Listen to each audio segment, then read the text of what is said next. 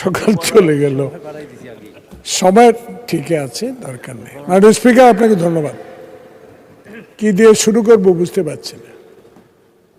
এখানে অনেকদিন আসার সৌভাগ্য হয়েছে। আমার কোনো গুণ নাই,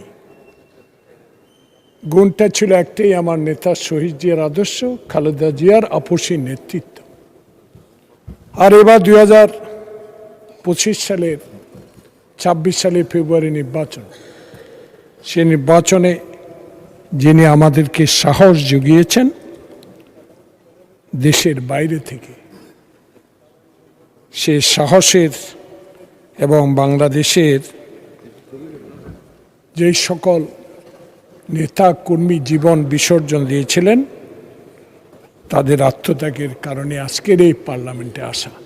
প্রথমেই এই সংসদকে ধন্যবাদ জানাই যে আজকে প্রায় 68 বা 69 দিন হবে এই সরকার উন্মুক্ত আকাশের নিচে বাংলাদেশের 55 বছরের পর একটা সরকার শপথ নিয়েছে, যেটা ইতিহাসে রেকর্ড হয়ে থাকবে।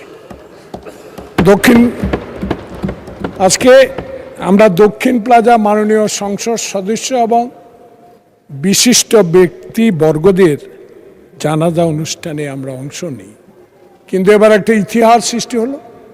সেই ইতিহাস বাংলাদেশ বিশ্বব্যাপী দেখেছে যে আমরা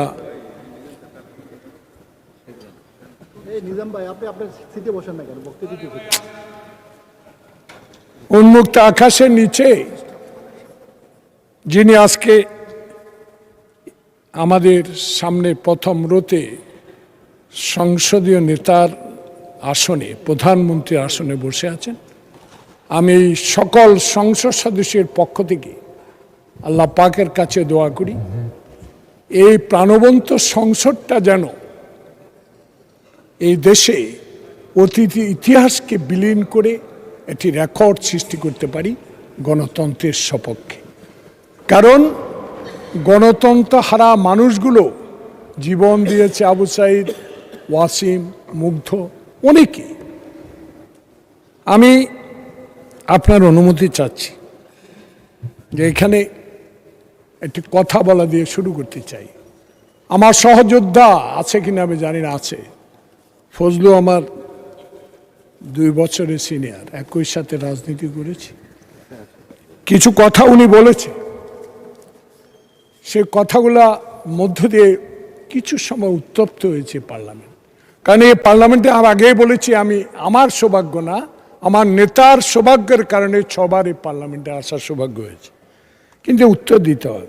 আমি আপনার একটা অনুমতি চাই যে আমি কাউকে এখানে চোর রাজাকার বলতে পারবো কিনা, আপনার অনুমতি চাই। নিশ্চয় আপনি বলবেন পারবেন না, নিশ্চয় আপনি বলবেন আমি বলতে পারবো কিনা, আপনার অনুমতি চাই। কিন্তু আমি বলতে চাই, আমাদেরকে গুপ্ত বলার পর অনেক কথা বাইরে বলেন, ভিতরেও বলেন। তা আমি বলবো গুপ্তর স্বৈরাচার আর গুপ্তের বাবা হইল রাজাকার। কারণ আমি মনে পড়ে 1971 সালে জ্বর গলার আওয়াজে ইকবাল হল থেকে আমরা যুদ্ধে ঝাঁপিয়ে পড়েছিলাম। মনিলক সত্যি মনে নাই, ফজলু ভাই আছে। সে আওয়াজটা ছিল শহীদ প্রেসিডেন্ট জিয়াউর রহমানের। সে প্রেসিডেন্ট শহীদ জিয়াউর রহমানের আওয়াজেই দেশ, তখন কিন্তু বিএনপি ছিল না। কিন্তু আজকে এই চেয়ারে বসে, এখন হ্যাপি বার্থডে নাহিদ, ওই চেয়ারে বসে আছেন, এখানে বসে উত্তর দেওয়ার আমাদের সৌভাগ্য। এই চেয়ার থেকে রাজাকার বলা হয়েছে, এই চেয়ার থেকে খালেদা জিয়াকে অপমানসুলভ ব্যবহার করা হয়েছে, এই চেয়ার থেকে বলা হয়েছে কবর উঠিয়ে নেওয়া হবে, এই চেয়ার থেকে দাফড় দিয়ে বলা হয়েছে বাংলাদেশে রাজাকার আল বদর আমাদের আখ্যায়িত বলা হয়েছে, রাজনীতি করতে দিবেন। কিন্তু আল্লাহর কি রহমত, আল্লাহর কি অশেষ দয়া, উনি নাই, কিন্তু এই চেয়ারে বসে আছেন বাংলাদেশের প্রধানমন্ত্রী তারেক রহমান। তাই আমি বলতে চাই, আমার মনে পড়ে আমার ভাই আসামা দুরব, উনি নাই, উনি এই সংসদে নেই। উনি পতাকা উত্তোলন করেছিলেন ঢাকা বিশ্ববিদ্যালয় বর্ত। কুদ্দুস নাই, শাহজাহান সিরাজ নাই, অনেকে এখানে আছেন মুক্তিযুদ্ধ নিয়ে কটাক্ষ করে কথা বলেন। বিনয়ের সঙ্গে অনুরোধ জানাবো, কিছু কথা যদি না বলি, রেকর্ড না রাখি, ইতিহাস আমাকেও ক্ষমা করবে না, কারণ আমিও একজন খালি পায়ে মুক্তিযোদ্ধা। তাই আমি মনে করি, মনে পড়ে 1971 সালে যখন 70-এর নির্বাচনে মাওলানা আব্দুল হামিদ খান ভাসানী বলেছিল যে শেখ মুজিবুর রহমান 70 সালের এলোপো দিনে নির্বাচনে গিয়ে কোনো লাভ হবে না। ইস্ট পাকিস্তানে আপনি এলোপো দিনে হয়তো সংখ্যাগরিষ্ঠতা পাবেন, কিন্তু ওয়েস্ট পাকিস্তান, পশ্চিম পাকিস্তান আপনাকে কোনোদিনও ক্ষমতা দিবে না। কিন্তু শেখ মুজিব সেদিন শুনেন নাই, দেশের স্বার্থে হয়তো নির্বাচন করেছিলেন, কিন্তু দুঃখের বিষয় সেদিন 71 আসতো না, জিয়াউর রহমান রিভোল্টও করতো না, যদি ক্ষমতার লোভে সেদিন শেখ মুজিব টিক্কা খান ইয়াইয়ের সাথে আলোচনা না বসতেন। সেদিন যদি সরাসরি বলে দিতেন বাংলাদেশের স্বাধীনতা চাই, ঘুরে ফিরে কথা বলার কোনো প্রয়োজন ছিল না। তাই আজকে আমি মনে করি দিতে চাই, আমাদের বন্ধুবর জামাতে ইসলামের যারা আজকে এখানে আছেন, ঐক্য জোটে 11, ওরা 11 জন একটা ছবির কথা মনে পড়ে। আমি আজকে ওরা 11 জন সেই মুক্তিযুদ্ধের ছবির কথা আমার মনে পড়ে মাননীয় স্পিকার। এই জন্য ওরা আজকে 11 জন, 11 দল। পার্থ বলেছে, অনেক কথা বলেছে, বুক ভরে গেছে। আমার বুকটা আরো ভরে যায় যখন আমি তাকাই আমার এই সহচরদের যারা তরুণ আজকে এখানে এসেছেন। আমার বুকটা ভরে যায় যখন পার্লামেন্টে আসি, কারণ এরাই আন্দোলন সংগ্রাম করে বাংলাদেশের 36 জুলাইকে সার্থক করে তুলেছে। যেই নেতার নির্দেশে সেই নেতা হলো তারেক রহমান। আজকে তাই সেদিন মনে পড়ে ভাইরা, আজকে যখন 71 বলি গায়ে জ্বালা দেয় কেন? বলেন নাই টিক্কা খানের সাথে বসে চোখ আর কান খুলে রেখেন। কাকে বলেছিলেন? কারা বলেছেন? নাম আমি বলতে চাই না। তারাই বলেছেন যারা স্বাধীনতার 2 দিন আগে বাংলা। জি মাননীয় সদস্য, আর 5 মিনিট বাড়ানো হলো, 5 মিনিটের মধ্যে শেষ করবেন দয়া করে। শেষ করে দেব। তাই আজকে স্বাধীনতার 2 দিন আগে বুদ্ধি শূন্য করতে চেয়েছিলেন কারা? আজকে যদি বলি আপনারা রাগ করেন কেন? রাগ করেন। 71 আমার মাথার মনে, 71 আমাদের স্বাধীনতা, এটাকে মাথায় রাখবো। কিন্তু জুলাই আগস্টের সনদ পাশ করা অক্ষরে অক্ষরে বিএনপি পালন করবে। তাই আমাদেরকে এসব বলে কোনো লাভ হবে না, কারণ আমরা শহীদ জিয়ার আদর্শের সৈনিক ছিলাম। আমাদের মাথা, আমার মনে পড়ে নাইট যেখানে বসা, সেদিন যখন এই শেখ হাসিনার ছেলে জয়ের বিরুদ্ধে বিএনপির ব্যবসা নিয়ে কথা বলেছিলাম, পার্থ সাক্ষী আছে, নিজান সাক্ষী আছে।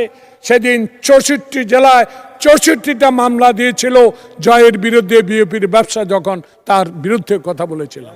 এই লক্ষ লক্ষ মামলার আসামি আজকে ছাত্র দল, যুব দলের অনেক তরুণ মাননীয় স্পিকার এখানে এমপি হয়েছে। জয়ের বিরুদ্ধে কথা বলাতে আমাদের বিরুদ্ধে। তাই আজকে আপনারা যখনই বলেন কোথায় ছিলেন, কে লং ড্রাইভে গিয়েছিল, কারা 96 সালে এই হাসিনাকে চেয়ারে বসাবার সহযোগিতা করেছিল, মনে পড়ে?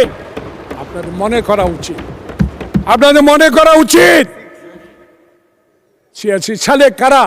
এসব কথা আমাদের মনে পড়ে, মনে পড়ে না? বেগম খালেদা জিয়া বলেছে বাংলাদেশে এই এরশাদের বিরুদ্ধে কোনোদিনও নির্বাচনে যাব না, এরশাদের আমলে কোনো নির্বাচনে আমি যাব না। কিন্তু এই সংসদে বলেছিলেন যে আজকে শেখ হাসিনা তার পরের দিনে এরশাদের আমলেই নির্বাচনে গিয়েছে, এরাও গিয়েছে। তাই আজকে আপনারা বক্তব্য দিলে বলেন আপনাদের বিরুদ্ধে কথা, আপনাদের বিরুদ্ধে যেতে চাই না, কিন্তু কথাগুলো রেকর্ড করতে চাই। আপনারা যা করেছেন এই আমলে কিন্তু আর হাইকোর্টের সামনে ময়লা পড়বে না, হাইকোর্টের এজলাসে আর লাথি মারা হবে না। এই সরকারের আমলে বাংলাদেশে আর কোনো অবৈধ কাজ হবে না। গণতন্ত্রের জন্য লড়াই করে আমরা যারা এখানে এসেছি, সেই গণতন্ত্রকে আমরা রক্ষা করব একটি কারণে, যে বাংলাদেশে স্বৈরাচার বিরোধী আন্দোলনে যে শিক্ষা আমরা গ্রহণ করেছি, যেভাবে আমাদেরকে অপমান, অত্যাচার, লাঞ্ছিত করেছে, ইলিয়াস আলীর লাশটা পর্যন্ত যারা ফেরত দেয় নাই, তাদের পক্ষে যারা কথা বলেছে, ৭১ যারা আমাদের স্বাধীনতার বিরুদ্ধে কথা বলেছে, তাদের সাথে ঐক্য নাই, তাদের বিরুদ্ধে কথা বলেই যাব, থাকি আর না থাকি। কিন্তু আপনারা আমাদেরকে বিভ্রান্ত করেন না যে এই জুলাই সনদকে নিয়ে যেন আমাদের সাথে আর দ্বিমত পোষণ করেন না। আমরা জুলাই সনদের অক্ষরে অক্ষরে আমরা ইনশাল্লাহ এই সংসদে জুলাই সনদ পাশ করে নেব। দয়া করে আর ভুল না করাটা ভালো। আসুন দেশ গড়ি, দেশের জন্য করি। অতীত ভুলে যান, লং ড্রাইভে যান, যাই করেন ভুলে যান এসব। আসুন তারেক রহমানের সাথে ঐক্যবদ্ধভাবে দেশ গড়ার কাজে এগিয়ে যাই। সবাইকে ধন্যবাদ। আসসালামু আলাইকুম। ধন্যবাদ মাননীয়